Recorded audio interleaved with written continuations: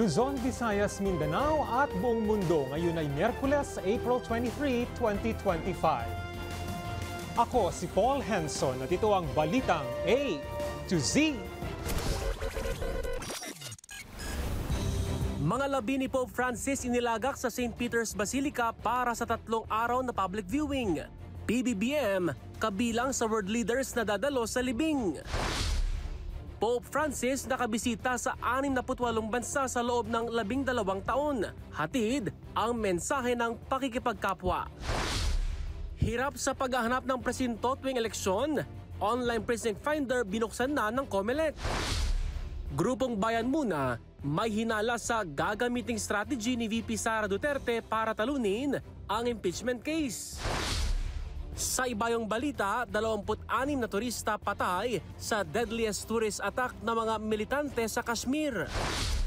Sa sports, World 72 Pinoy tennis player Alex Ayala pasok na sa round of 64 ng Madrid Open.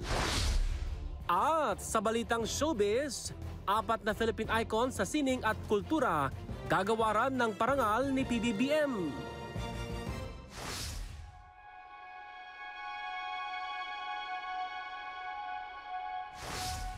Magandang gabi. Ang ating top story, inilagak na sa St. Peter's Basilica sa Vatican ang mga labi ni Pope Francis para sa 3 araw na public viewing.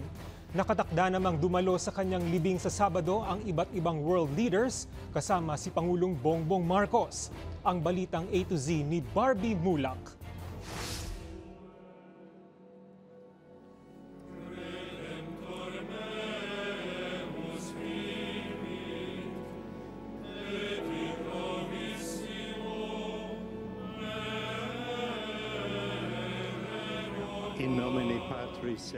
Sa taimtim na dasal pinasimulan ng Camerlengo ng Holy See ang ritual ng traslasyon para sa paglipat ng katawan ng yumaong Santo Papa mula sa kapilya ng Casa Santa Marta papunta sa St. Peter's Basilica ngayong April 23 ng umaga.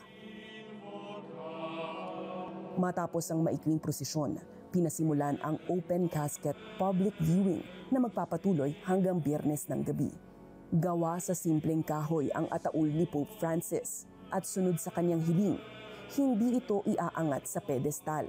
Tinanggihan rin niya ang tradisyon ng paglibing sa groto ng Vatican Compound na siyang tradisyon para sa mga yumaong pontiff sa nakalipas na 1.5 siglo. Sa halip, pinili niyang ihimlay sa kanyang paboritong simbahan, ang St. Mary Major Basilica, 4 na kilometro mula sa Vatican, dahil sa kanyang taimtim na debosyon kay Maria. Ilang world leaders na ang kumpirmadong dadalo sa funeral service ng lider ng simbahang Katolika sa Sabado, April 26. Kabilang na riyan ang Prince of Wales, US President Donald Trump, Ukrainian President Volodymyr Zelensky at Brazilian President Luiz Inácio Lula da Silva. Kinumpirma rin ng Malacanang na dadalo si Pangulong Ferdinand Bongbong Marcos Jr. kasama si First Lady Liza Marcos. Aabot naman sa 250,000 na Katoliko ang inaasahang dadalo sa funeral mass sa Vatican, habang milyong-milyong simbahan naman ang mag-aalay ng dasal mula sa iba't ibang panig ng mundo. Para sa Balitang A to Z, Barbie Mulak. Samantala, idineklara ni Pangulong Marcos ang national mourning period sa bansa simula ngayong gabi hanggang sa araw ng libing ni Pope Francis sa Sabado. Itataas sa half-mast ang lahat ng bandila sa lahat ng government offices at embassies bilang pakikidalamhati sa pagpanaw ng Santo Papa. Bumisita si Pope Francis sa 68 bansa sa loob ng 12 taong pamumuno sa simbahang Katolika. Hatid ang kanyang mensahe ng pakikipagkapwa. Nakipagkita siya sa matataas na global leaders, pero ang hindi malilimutan ay ang pagdamay niya sa mga karaniwang tao, mahihirap at nagdurusa. Narito ang ating Balitang A to Z. Mula nang siya ay maluklok bilang Santo Papa noong 2013, inabangan kung saan unang bibisita si Pope Francis, pero hindi siya bumisita sa makapangyarihang bansa. Sa halip, nagpunta siya sa maliit na isla ng Lampedusa sa katimugang Italia. Ito ang puntahan ng 100,000 refugees na lumilikas mula sa karahasan at kahirapan. Ang pagbisitang ito ay hudyat na si Pope Francis ay ama ng mga taong nasa laylayan ng lipunan. Marami pa siyang dinayong malalayong lugar, kabilang na ang Iraq, sa kabila ito ng COVID pandemic, banta ng terorismo at issue sa kanyang seguridad. Siya ang unang Santo Papa na nakatapak sa lupain ni Abraham na nasasadlak ngayon sa karahasan. Noong 2015 sa unang pagkakataon sa kanyang buhay ay nakabiyahe si Pope Francis sa Amerika. Isang hindi malilimutang pagbisita na mapalad nating na-cover at naiulat. To sow the seeds of love in every family and to spread it to everyone in need in the world. Bumisita siya sa isang public school sa Harlem kung saan ang mga estudyante ay mula sa iba't ibang migranting pamilya na kanyang binigyan ng inspirasyon. Kabilang ang mga Pilipino sa Amerika sa naantig sa mensahe ng Santo Papa. Naiiyak ako kahit sa pagmamahal niya sa mga bata, isa rin pagmamahal ng magulang sa mga kanyang anak. Noong 2024 sa kabila ng problema sa kalusugan, bumiyahe si Pope Francis sa Indonesia, Papua New Guinea, Timor-Leste at Singapore, ang huli at pinakamahabang pagbisita niya sa Asia-Pasipiko. Kasunod nito, umugong ang balita ng kanyang unang pagbisita bilang Santo Papa sa kanyang sariling bayan ng Argentina, pero hindi na ito naisakatuparan. Sa kanyang simpleng pamamaraan, sa lahat ng kanyang nakasalamuha, sentro ng mensahe ni Pope Francis ang pagmamahal sa pamilya, sa iba't ibang relihiyon at pananampalataya at sa kalikasan.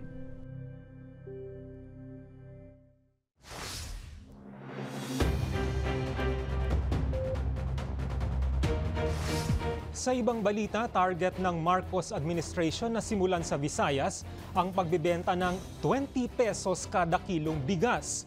Sa inisyal na plano, hanggang December 2025 lamang ang bentahan pero posibleng palawigin ito hanggang February 2026.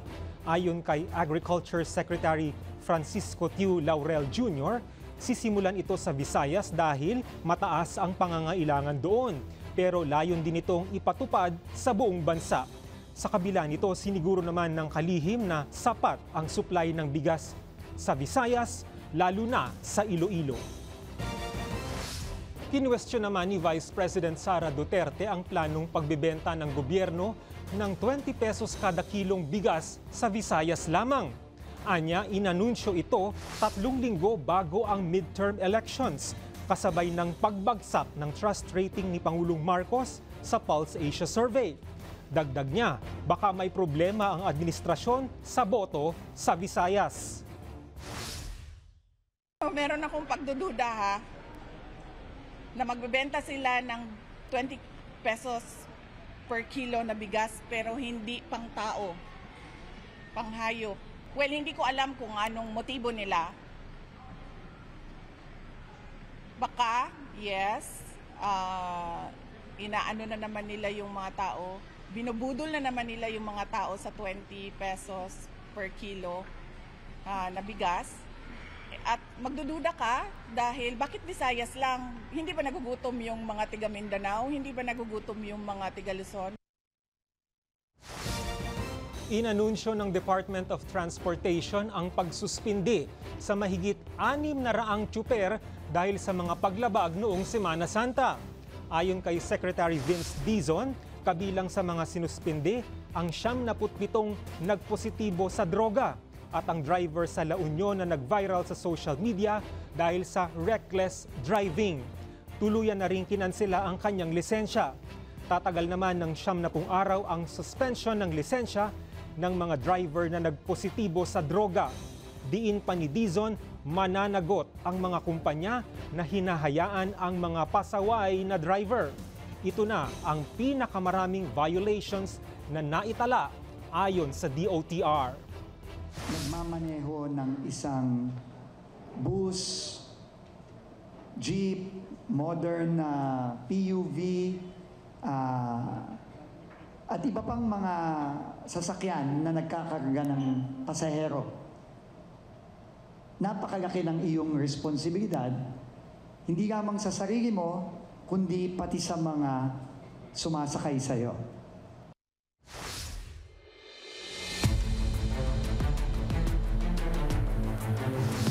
May hinala ang grupong Bayan Muna na posibleng questionin ng kampo ni Vice President Sara Duterte ang jurisdiction ng 20th Congress para dinggin ang impeachment complaints laban sa kanya. Kaya't ganun na lang anila ang kumpiyansa ng bise na maipapanalo ang kaso. Kaya't sigaw ng Bayan Muna, simulan agad ng 19th Congress ang trial proper pagkatapos ng midterm elections. May balitang A to Z, si Ace Cruz.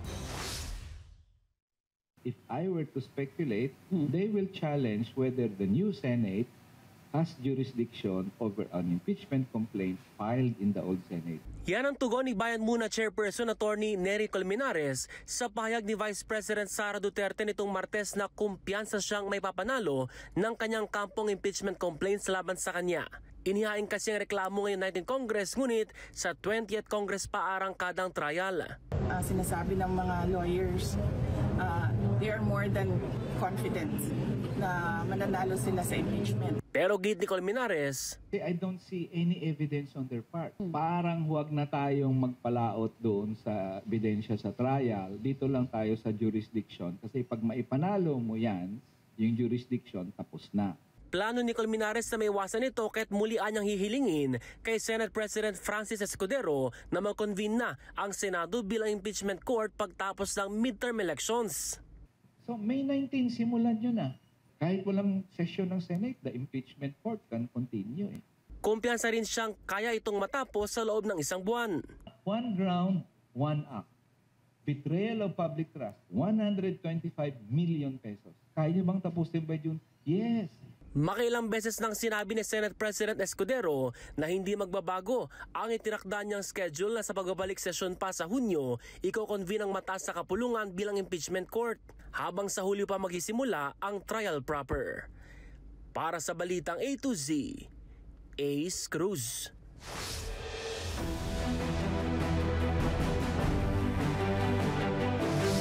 Pinangunahan ni Pangulong Ferdinand Marcos Jr. ang inauguration sa kauna-unahang AI-ready hyperscale data center sa bansa.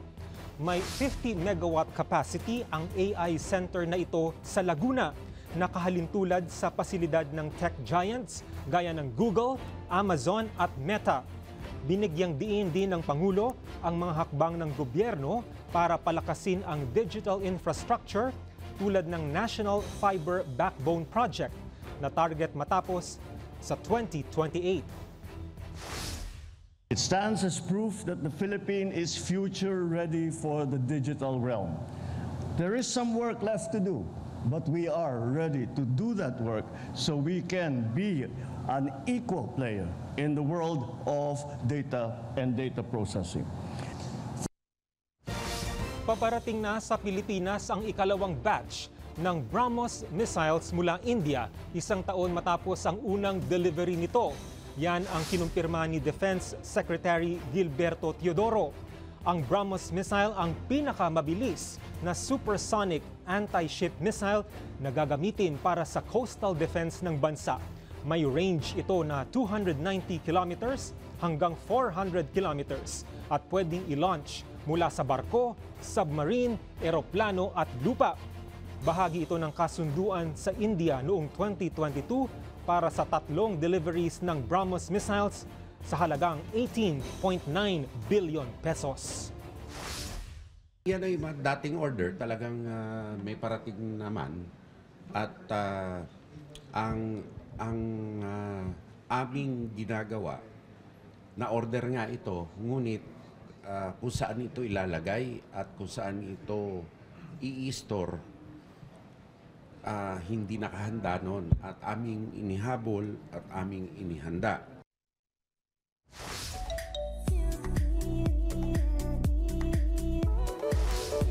Muling magkakaroon ng show ang stand-up comedian na si Alex Calleja na mapapanood sa May 2 sa The Theater at Soler. Pinamagatan itong Tamang Panahon Ulit na may tagline na inulit lang ang title pero ang jokes hindi. Kasunod yan ng success ng kanyang first ever Netflix comedy special na Tamang Panahon. Ayon kay Alex, ito'y gabi ng kwelang banat at walang prenong katatawanan. Makakasama ni Alex ang comedy crew including DJMOD. Matatandaang nito lamang Pebrero ng mag-number 1 at mapabilang sa top 10 show sa Netflix, Ang Tamang Panahon. Susunod, ang sagot sa pahirapang paghahanap ng presinto tuwing eleksyon, online precinct finder, binuksan na ng COMELEC. At 26 na turista patay sa deadliest terrorist attack o tourist attack ng mga militante sa Kashmir. Abangan ang ulat sa pagbabalik ng Balitang A to Z.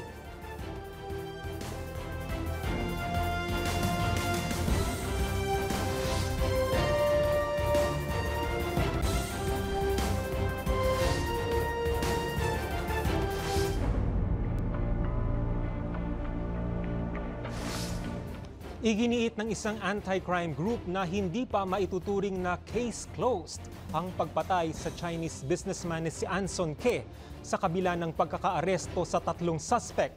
Hamon ng grupo sa pulisya, hanapin ang mastermind. Ibinunyag naman ng PNP kung bakit sumuko ang isa sa primary suspects, ang Chinese national na si David Tan Liao. Ang Balitang A to Z ni Kim Salinas.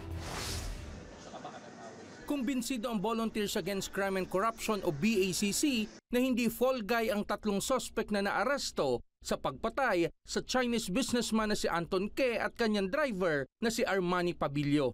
Nitong weekend, bumagsak sa kamay ang primary suspect na Chinese national na si David Tan Liao at 2 Pilipino. Na-convince po kami yung backtracking and nakita po natin dito the photos, the videos will not lie. Pero giit ng VACC, hindi pa ito maituturing na case closed dahil hindi pa rin nahuhuli ang utak ng krimen. We wanted to know kung sino yung mastermind behind this. Pangako naman nila, makukuha nila yung mastermind. So we are waiting. Pero pagtitiyak ng PNP, matibay ang kasong maisasampa laban sa 3 suspect na nasa kanilang kustodiya. We have enough evidence para po i-prosecute po ito pong grupo ni David Tan Liao. If you will ask me, saan na po yung direction po natin pagdating po doon sa mga mastermind. Like I said earlier po, we are on the process of documenting po yung mga ating mga evidence. Hamon ngayon sa PNP ang pag-trace ng money trail dahil cryptocurrency ang ginamit sa pagtanggap ng ransom. Sa ngayon, bukod sa mastermind, may hinahanap pang 2 sangkot sa krimen. Isang male Chinese national at saka isang Chinese national, if you may recall ang sinabi ko, we are treating them as probably principal by direct participation or by indispensable cooperation. Inilahad din ng PNP na sumuko si Liao dahil sa banta sa kanyang seguridad at sa pangambang siya na ang susunod umanong patutumbahin. Ibinunyag ng BACC na marami ng kasong kinakaharap si Liao at nakakapagpiyansa lamang. Madalas pa umanong ginagamit nito ang mga litrato kasama ang mga prominenteng tao. Mga officials, high government officials, nakita po naman natin ito. Pero wala namang kinalaman, definitely, itong mga personalities na beside him. Kasi nga, because of the advent ng mga cellphone photos. Nagbigay din ng mensahe ang may bahay ni Anson Ke na si Elizabeth Tan sa pamamagitan ng kanyang abogado para pasalamatan ng PNP dahil sa pagkakaaresto sa 3 suspect. Para sa Balitang A to Z, Kim Salinas.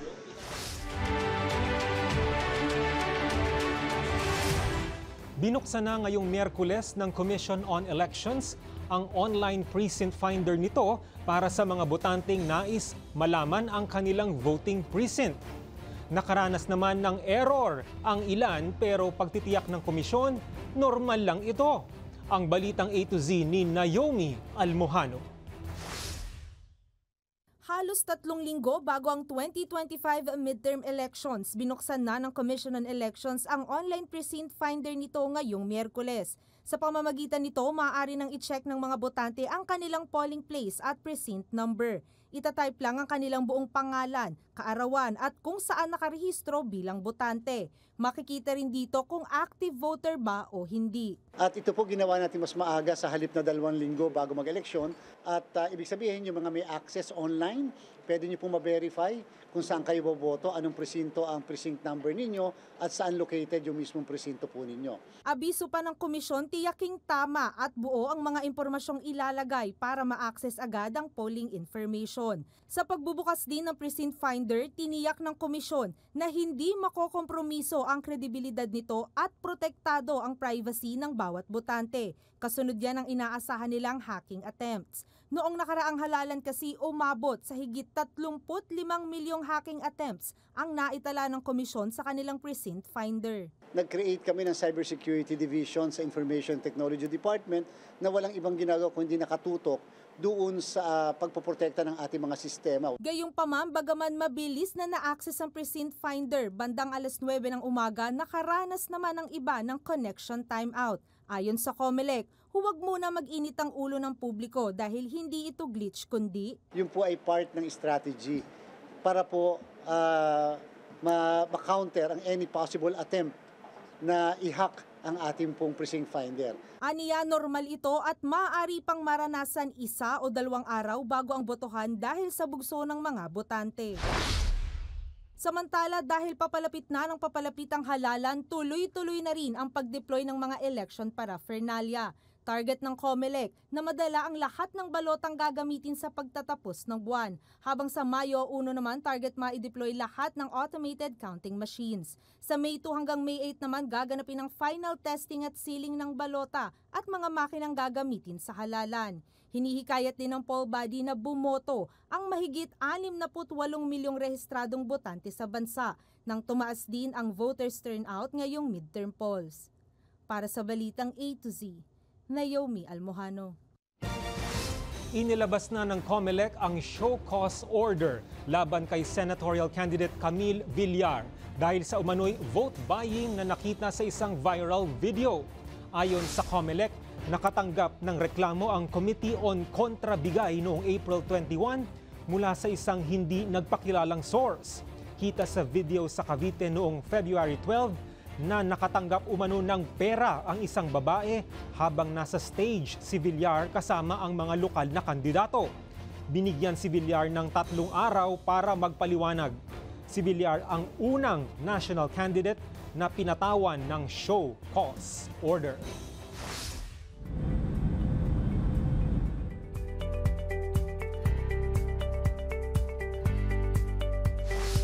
Hindi bababa sa 20 ang patay habang aabot sa 17 ang sugatan matapos paulanan ng bala ng mga armadong lalaki ang grupo ng mga turista sa Kashmir na kontrolado ng India. Ayon sa mga otoridad, ito na ang pinakamadugong pag-atake sa mga civilian sa nakaraang mga taon. Naganap ang pamamaril noong Martes sa bayan ng Pahalgam, isang sikat na pasyalan sa Himalayan region. Itinuro naman ng mga pulis ang mga rebelde bilang may pakana ng atake. Samantala, kinundi na ito ng buong mundo, kabilang si US President Donald Trump.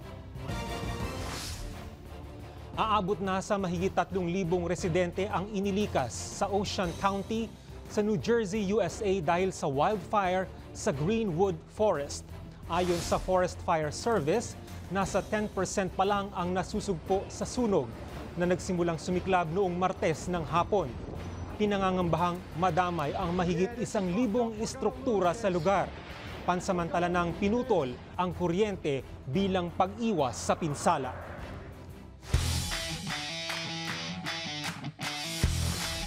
Tuloy ang paghataw sa tennis court ng world number 72 at Pinay tennis ace na si Alex Ayala matapos niyang manalo laban kay Victoria Tomova ng Bulgaria. Sa final score na 6-3, 6-2, pasok na si Ayala sa round of 64 ng Madrid Open.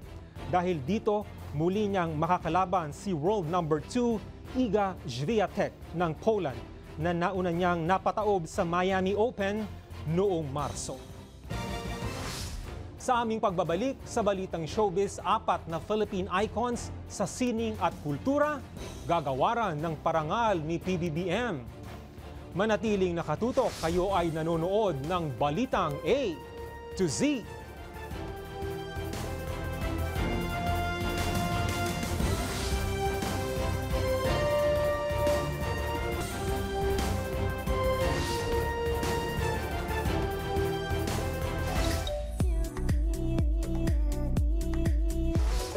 Gagawaran ng Presidential Medal of Merit ni Pangulong Bongbong Marcos ang mga yumaong icons na sina Nora Honor, Pilita Corrales, Margarita Forrest at Gloria Romero.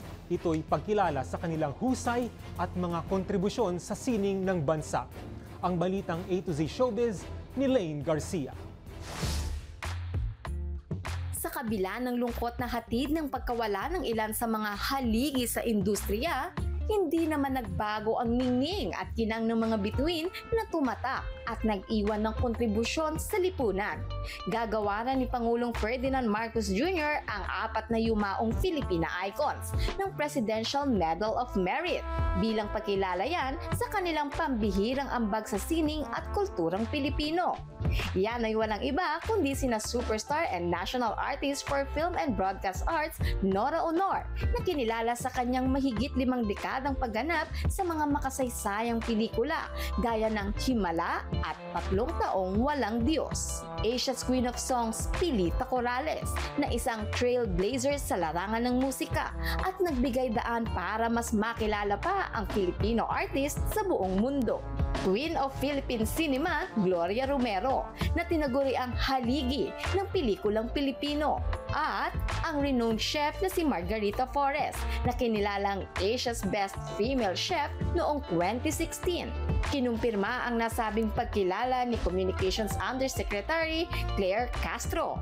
Isa sa pinakamataas na parangal na ipinagkakaloob sa isang individual sa bansa, ang Presidential Merit Award, bilang pagkilala sa kanilang kontribusyon sa ating bansa. Gaganapin ang awarding ceremony ng Presidential Merit sa darating na May 5. Para sa balitang A to Z Showbiz, Lane Garcia. Kung kayo ay may kwentong nakaka-inspire, ibahagi sa ating Facebook group na Balitang A to Z. Sundan ang ating social media pages, hanapin ang Balitang A to Z. Ang ating quote of the night ngayong Miyerkules ay mula kay Pope Francis. Ayon sa kanya, walang tunay na kapayapaan kung walang kalayaan sa relihiyon, pag-iisip, pananalita at respeto sa pananaw ng iba. At yan ang mga balita at impormasyon, mga kwentong may dalang inspirasyon na tinutukan ng Balitang A to Z. Sa ngalan ni Barbie Bulak, ako si Paul Henson. Maging maalam, makialam. Magandang gabi, Pilipinas!